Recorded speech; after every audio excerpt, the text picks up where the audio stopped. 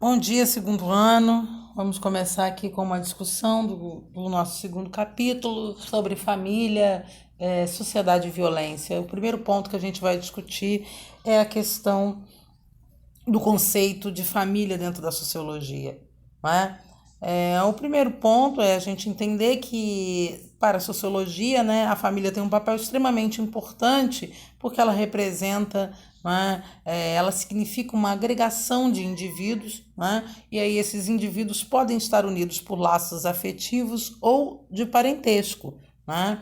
E a característica marcante é que os indivíduos adultos têm responsabilidade com aqueles que são classificados, né?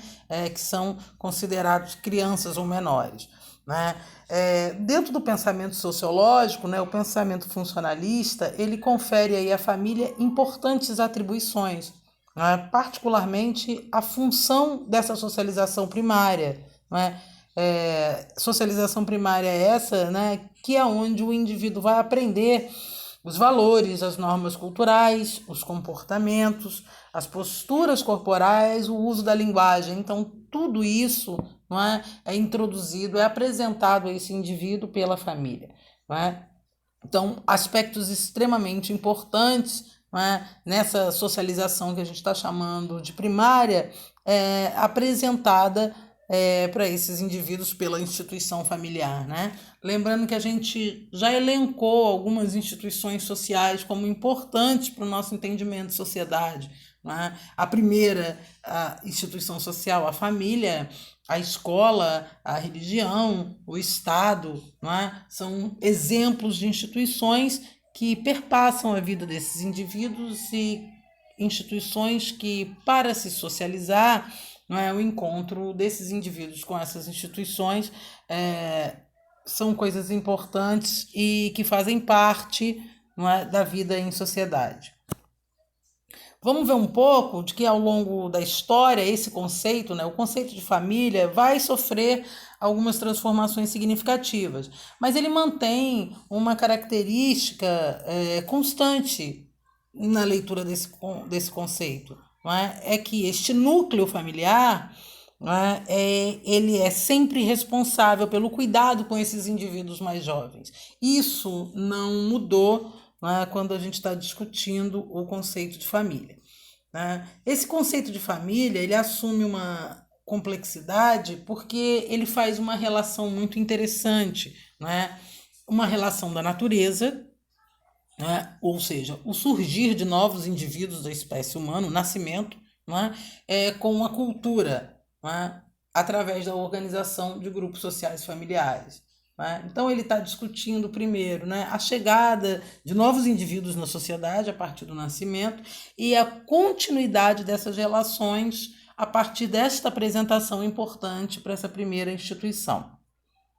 Bom, mas como a gente está falando a partir desse viés sociológico, é importante a gente levar em conta, né, que a própria sociologia surge em um contexto histórico, pós-Revolução Industrial. Né? Então, depois do século XVIII, a pergunta é o que acaba se transformando dentro desse conceito de família e por que essa instituição sofre grandes transformações a sua organização. Não é?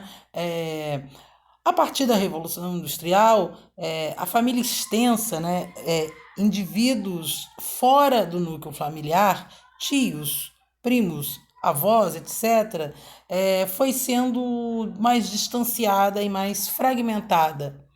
Não é? Por conta das jornadas de trabalho, que dimensionam a relação do homem com o tempo, e essas famílias aí pós-industrialização não conviviam tanto quanto as famílias anteriores à Revolução Industrial no século XVIII. Os laços sanguíneos passaram a ter um valor menor, né? E as relações econômicas passaram a reger também essas relações familiares. A necessidade da sobrevivência, a necessidade do uso da mão de obra, não é, da força de trabalho para sobreviver, acabam distanciando o que antes, né, se nós formos pensar na realidade anterior à industrialização, acabava gerando um convívio muito mais intenso. Né? A necessidade de buscar, né, essa autossuficiência econômica faz com que os indivíduos acabem, né, então, diminuindo esse núcleo familiar, né? As famílias passam a ser também programadas, né? Elas passam a ter um número de filhos menores, e desse modo, né, diminui-se a carga dessa responsabilidade sobre os indivíduos ativos economicamente. Então, o início, a industrialização traz, né, ela também está ligada à noção do planejamento familiar que surge a partir desse advento, dessa novidade. Então surge, né, o que a gente vai chamar de uma família nuclear, né, que é composta por pai, mãe e seus filhos e filhas, não é? Esse modelo que a gente está chamando aqui de família nuclear é um modelo tradicional e perdura até hoje, não é? Este modelo nuclear nasce de uma tradição ocidental, não é? Houve então uma divisão sexual do trabalho, né? Nela se reforça, isso a gente está falando já fim do século XVIII, em pleno século XIX, nessa lógica se reforça a mulher como sendo responsável pelas relações de cuidado com os filhos e com a casa, não é? Enquanto o homem, dentro dessa formação tradicional, passa a ser responsabilizado pela manutenção dos custos da família, né? Então, nessa passagem do século XVIII e o século XIX, é assim que a gente vai ver organizado, não é? O que a gente chama de modelo de família nuclear tradicional dentro do Ocidente. A família, enquanto instituição, então, ela está diretamente relacionada com outros conceitos, não é? Que fundamentam a sociedade. Não é? Que conceitos são esses? A filiação, ou seja, uma relação de descendência, não é? Que ela organiza e faz com que se reproduza. A fraternidade, não é? A relação com os outros em iguais condições, isso muito importante, né? Pensem, reflitam sobre o momento que vivemos, né? A noção de fraternidade dentro dos núcleos familiares, não é importantíssima para o equilíbrio psíquico, não do indivíduo. E também para estreitar, né, os laços sociais, harmonizar as questões sociais. Não é? Nos momentos de crise, então, isso fica cada vez mais aparente. Não é? A conjugalidade, ou seja, a associação entre dois membros da sociedade, não é? A maternidade e paternidade, não é? Ou seja, a capacidade de deixar descendentes, transmitir valores e construções sociais. Então, isso também perpassa toda uma nova organização dentro do mundo das leis, por exemplo, não é? Os direitos de herança, os direitos da propriedade, etc., também passam a serem transformados com tudo que essa nova sociedade capitalista industrial traz para nós. Dentro desse modo, né, a família torna-se, então, a instituição social que origina todas as outras. É por isso, né, que dentro de uma análise sociológica, lembre-se que a sociologia, se ela está surgindo no século XIX, é este o panorama que ela vai estudar, não é? O Estado, a religião, a educação, não é? Se tornam outras instituições, não é? Mas a instituição primária, ou seja, a primeira instituição a que o indivíduo tem um contato é a instituição familiar. A maneira pela qual, não é, ela é organizada e o significado a essa família atribuído na sociedade do Ocidente, não acaba sendo o centro das determinações sociais dessa vida em sociedade. Não é? Que tipos, não é, de família nós temos? Não é? Quais são os modelos que nós podemos ter de família? Vamos lá. Não é? O modelo de casamento, né, entre homens e mulheres, não é? O modelo da união estável, o chamado modelo monoparental, né, mãe ou pai solteiro, multiparental, né, que é composta,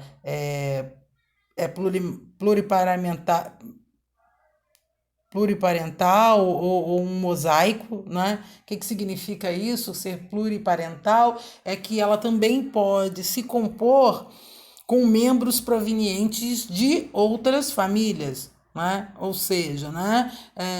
Pode haver um primeiro casamento, não é? Uma separação, um segundo casamento, filhos do primeiro e do segundo casamento, que constrói aí um núcleo familiar onde membros migram de outras famílias, e madrastas, padrastos, etc., para exemplificar o que a gente está falando, ou o que a gente está chamando de um mosaico,